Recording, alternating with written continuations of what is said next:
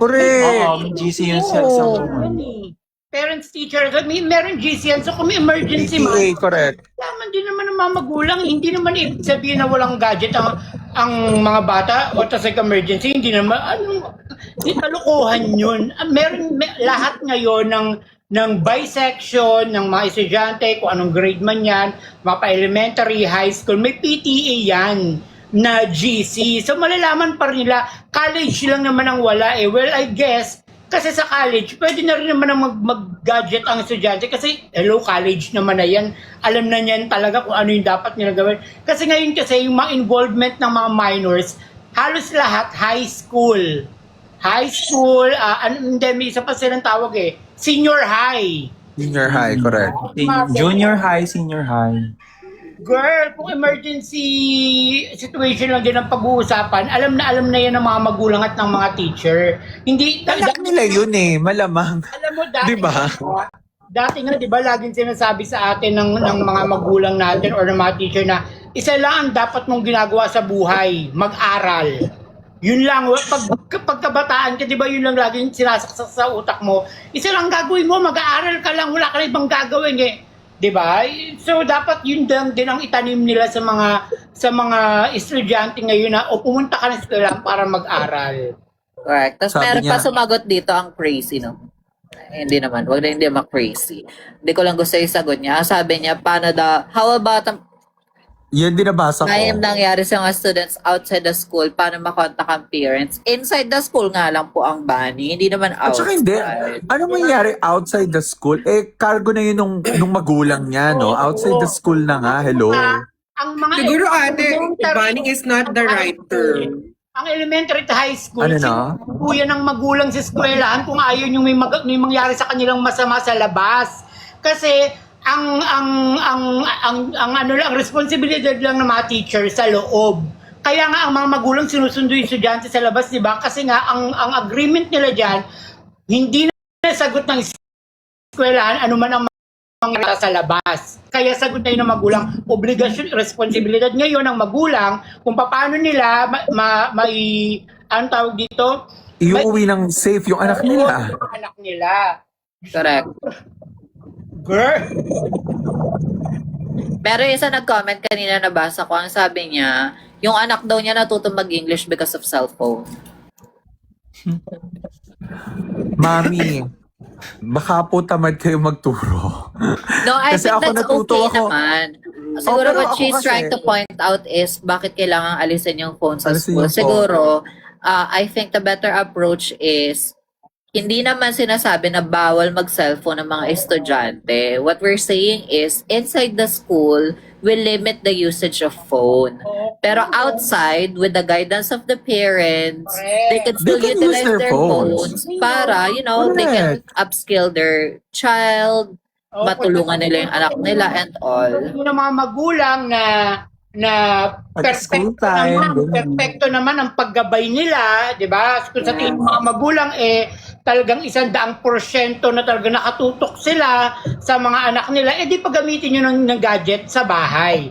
Lalo na kung sa tingin nyo ganyan, nakakatulong pala yung gadget sa mga anak ninyo at talagang wala kayong bahid dungis na talagang, ay hindi, ang anak ko, ang gadget niyan, puro ano lang naka-download dyan, puro GMRC, ABCD, o Go. Di ba? Ate, Oh, siguro alam mo, my ako take as a personally, teacher. go, Zed.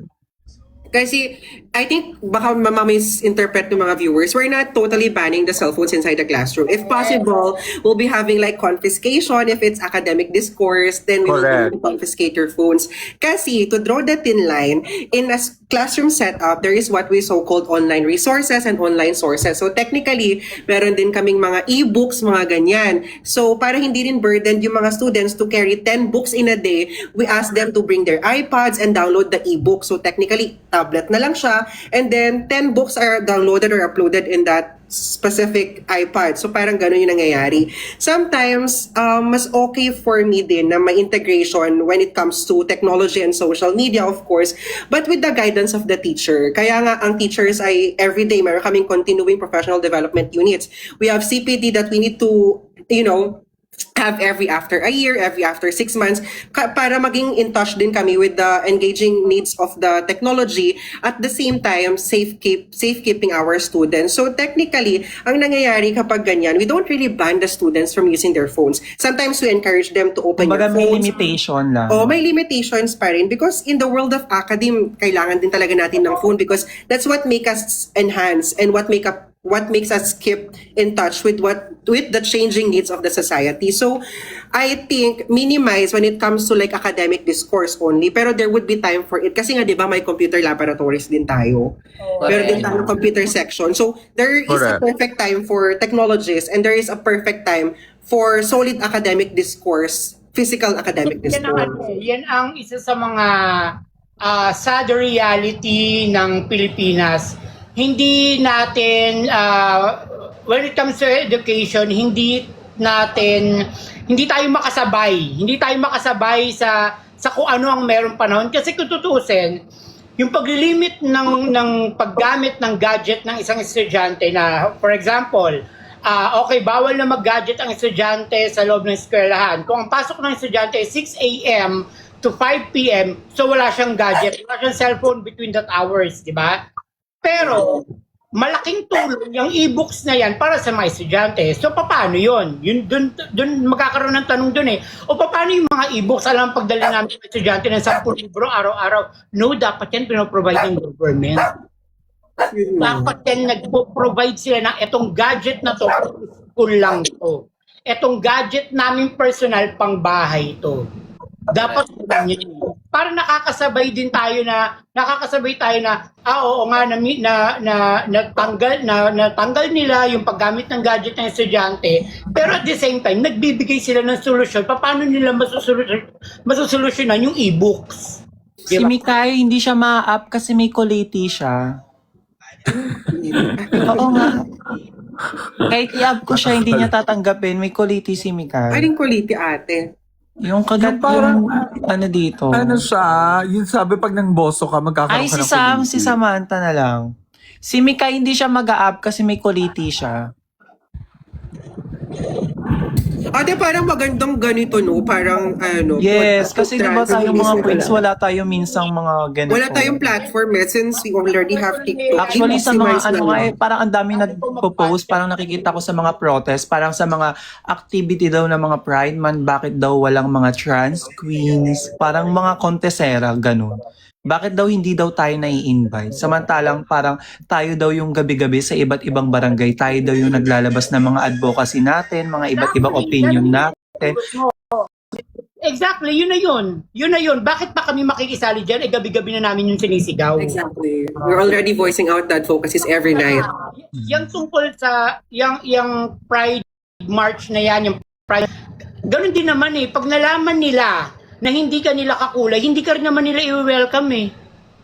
So walang sense. Di ba, sana kung handa ka nilang i-welcome regardless of your political color, yun, bibilib ako sa kanila. O sige, mag-demand kayo sa amin kasi tinatanggap nyo naman lahat eh. Pero kung ganun Bakit, Nay Juliana, sa Pride Month, may political colors din talaga. yung mga ganun talaga, ako Never pa ako naka-attend eh. Ako gusto kong maka-attend, yung kahit magsalita lang ako about doon, yung pag kahit na hindi na ako magsalita eh, sumama lang ako maglakad. Pero parang kasi gusto ko maging part ng journey. hindi ka pwedeng sumama sa kanila kasi hindi ka nakakolor. Ganun yun. So ano pinaka-best way para kahit pa paano may ambag kami sa mga sinisigaw ninyo? Pageantry. So huwag nyo na kami hanapin sa marcha-marcha na yan. Sa pageantry na kami. Wala daw kasi TF kaya hindi nag-attend. Dati ni Cole, THP. Bakit galit na galit si Juliana? Kasi kung Ewan ko sa'yo, Sammy, babaihan ka lang pag umaga kasi nga gumising na katabi ang mahal sa buhay. Ay, taharay. Babaihan.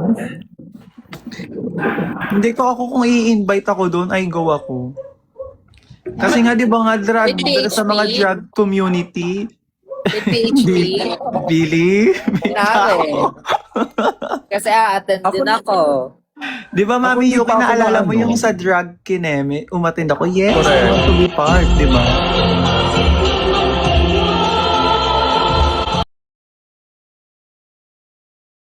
Ano pa yan, pupunta ako, basta i-invite ako.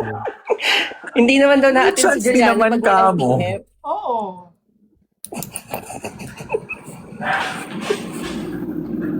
Alam mo siguro, Hangis, kung piso per batch sa'yo, feeling ko bilyonarya ka. No? Bunot ka nila talaga lagi. Parang wala silang pahinga. Hindi sila kaya napapagod yung daliri kakatype. Ako kasi meron ako isang taong basher dito, yung Mikay Bautista, pero may kuliti naman. So siya ang i-bash mo ngayon. Taruan. Bakit ba may kuliti yung mga tao? Kasi maribog si Mikay.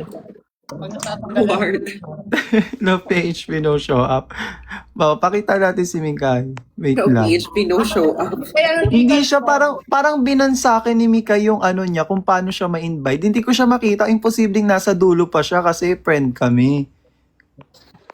O wala siya sa invite. Parang kinancel niya. Pwede ba yun? Ika-cancel yung invite? Pwede ate. Oo. Oo, ginawa niya. Mautak. Mautak si Mika. Yes, B. Pwede. O, di ba? O, di ba? Mag-comment na lang kayo, #kuliti. Oo, #kuliti para ma-join. Ayaw niyo, oh. Ikaw lang. Pero ang din hirap din talaga ng ng estado ng mga teachers Oh, di ngayon. ba? no? Ikaw lang din Hindi din nila talaga matimbang kasi kalaban nila estudyante, magulang. Parang siguro parang isa meron rin- na ako nabasa. Ewan ko kay Jed kung mag-agree siya.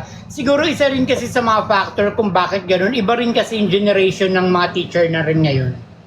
Yes. Nagbago talaga yung generation di ba? Kumbaga, kung ako, ang generation ng teacher ko is 1960s, 70s, tapos kami estudyante 80s, 90s, nagbabago din Malaking factor din yun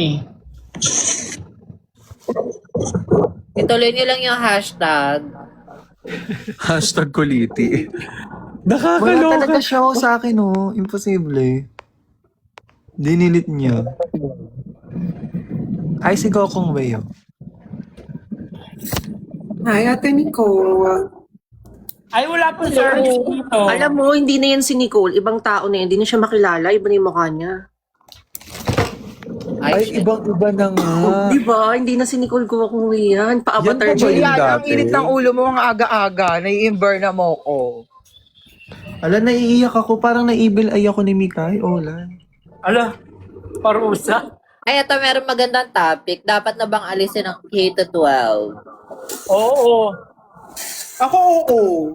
Ako Ako siguro din. temporary pause lang. Hindi aalisin. O pwedeng temporary pause, aralin muna nila talaga kung worth it ba siya. Or alam mo yon kasi parang, talaga ba? Hindi ba pinoprolong lang natin ang ang learning? Ano mo yun? Kasi 'di ba ang purpose ng K-12 is para sumabay sa international schooling. Kaso ang nangyari sa Philippines ay parang naging Kumulelat pa. mabilisan lang yung naging process na even the teachers are Yes, not even prepared. Prepared. Correct. So, yung temporary process just for the sake of preparing yung school, yung equipment, yung yung mga teachers, go through actual seminars para hindi masayang yung purpose, hindi ma-defeat yung purpose ng K-12. Kasi, admit it or not everyone can afford college. Kaya maganda pa rin talaga yung K-12 para pansamantala, 'di ba? For those who cannot afford